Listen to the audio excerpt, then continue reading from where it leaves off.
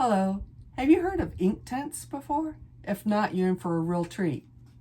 These are actual inks that have been dried out and put in pencil form. It's not oily and it looks just like a colored pencil. However, when you add water, it activates the ink and then it starts to flow and blend like watercolors. Beautiful product. So the first thing I did when I bought my set was I created a chart. I wanted to see how the colors look on paper. Then I did the exact same thing on fabric.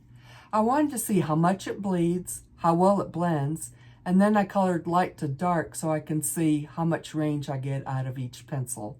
So I recommend that you do this as well so you could get a true sense of the color for your projects. They also come in blocks.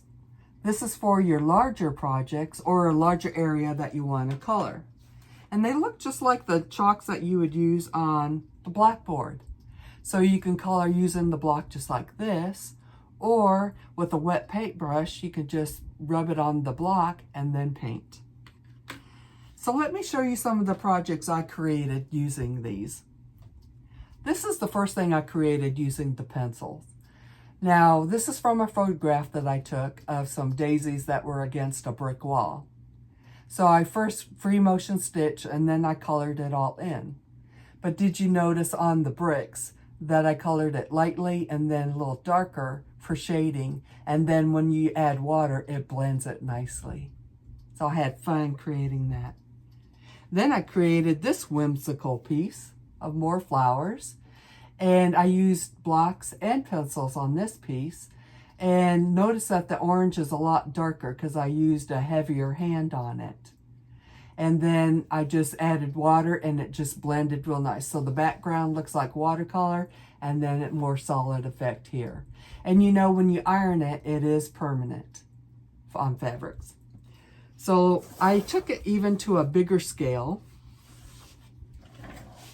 This piece is 36 by 36. And it's my pattern of a butterfly. And then I first free motioned the outline, and then I started coloring it in.